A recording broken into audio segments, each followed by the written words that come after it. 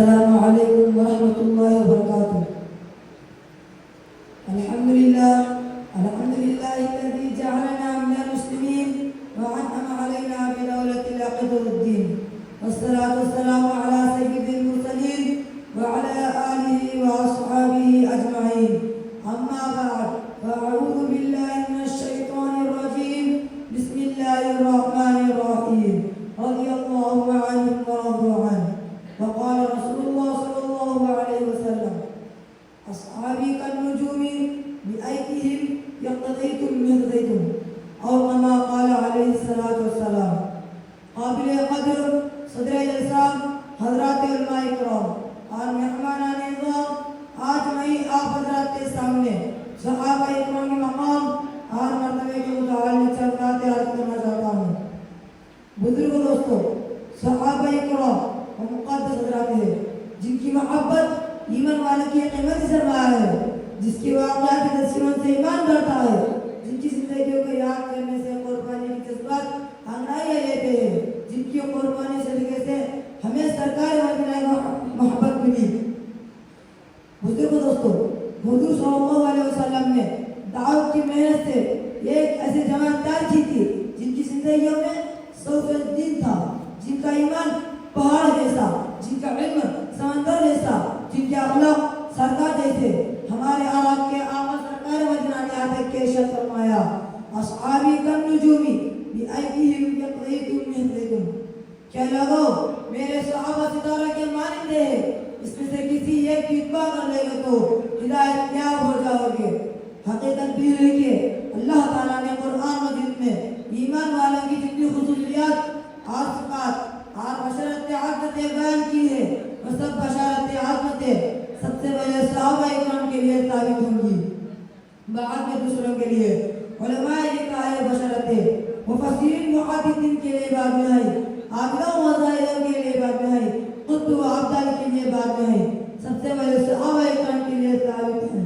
صحابہ اکرام کا مقام اتنا بڑا اس لیے ہے کہ انہوں نے دین کی خاطر اور قربانیاں پیش کی ہے کہ قیامت تک ان کو بھلا نہیں جا سکتا اور ان کی مثال نہیں مل سکتی.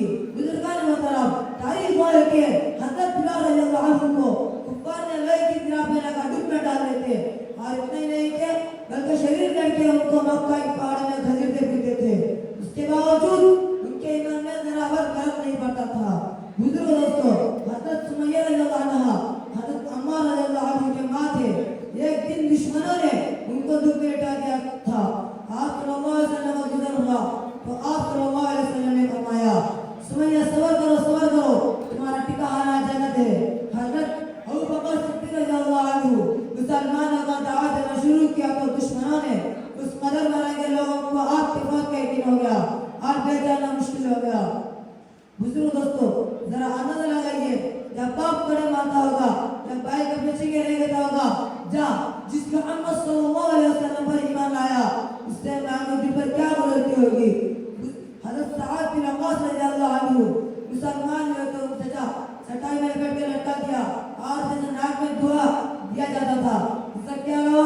کفار مکہ اور صحابہ اکرام کی طرف خوراک دیا کرتے تھے، روزانہ مرا کرتے تھے، بھوکا پیسہ رکھتے تھے.